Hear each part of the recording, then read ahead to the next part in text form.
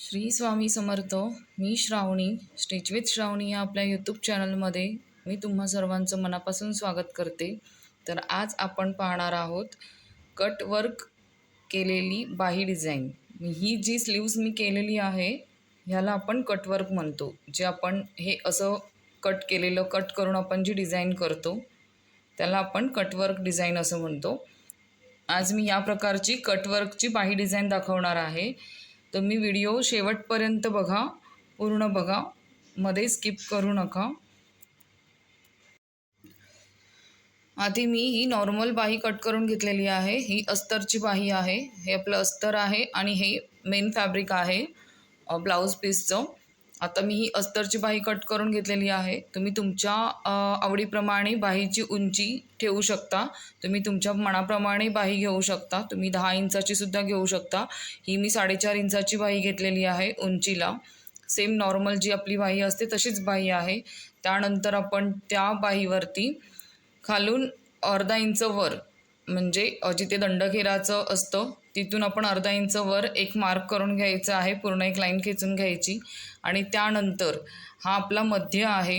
ह्या मध्यातून 1.5 इंचावरती आपण मार्क करून घ्यायचं. हे माप 1.5 इंचाचं आहे. 1.5 इंचावरती आपण एक मार्क करून घ्यायचे प्रत्येक, आणि त्यानंतर आपण तिथून राऊंड शेप द्यायचा. जर तुम्हाला या पद्धतीने येत नसेल तर तुम्ही एखादा पुठ्ठ्याचा शेप कट करून सुद्धा तुम्ही इथे देऊ शकता, किंवा एखादा कॉईन तुम्ही ठेवून सुद्धा हा शेप देऊ शकता. ते तुम्हाला सोपं जाईल. मग तसं तुम्ही हे शेप देऊन घ्यायचं आहे. हा आकार देऊन घेतल्यानंतर हे जे अस्तरचं कटिंग आहे ते मेन पीसवर ठेवायचं आहे. बरोबर असं मेन पीसवर ठेवायचं आणि 1/2 इंचावरती शिलाई मारून घ्यायची. सेम ह्या खुणेवरतीच शिलाई मारून घ्यायची. बरोबर असं राऊंड शेपमध्ये शिलाई मारून घ्यायची पूर्ण बाहीला. इथे मी आता पूर्ण राऊंड मार्कवरती शिलाई मारून घेतलेली आहे.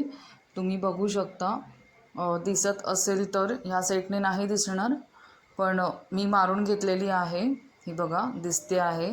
ही मी शिलाई पूर्ण राऊंड शेपवरती मारून घेतलेली आहे. आता हा जो मधला त्रिकोणाचा जो भाग आहे कोणाचा, तो त्रिकोणाचा भाग आपण कट करून घ्यायचा.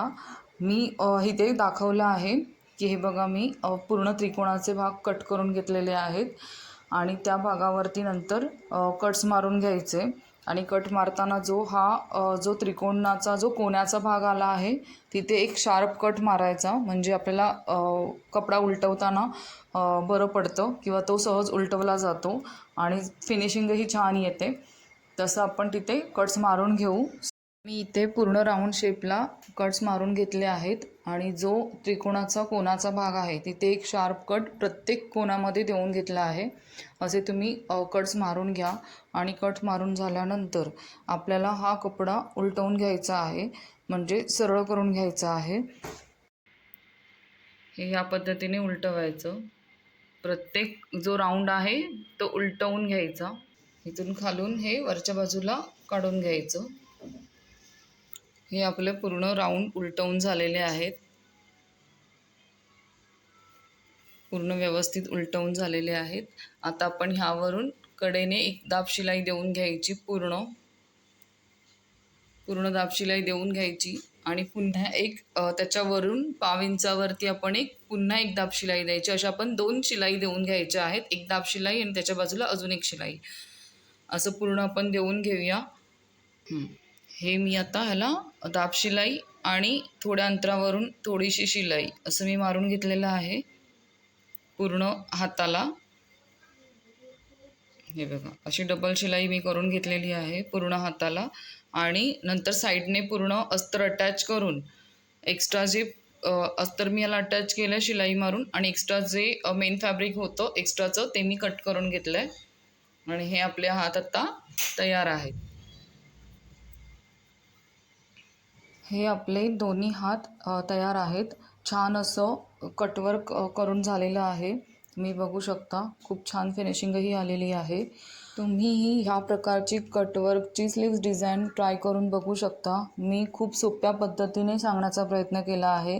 व्हिडिओ आवडला असल्यास लाईक करा, शेअर करा, कमेंट करा आणि माझा चॅनल सबस्क्राईब करायला विसरू नका. पुन्हा भेटू पुढच्या व्हिडिओमध्ये. श्री स्वामी समर्थ.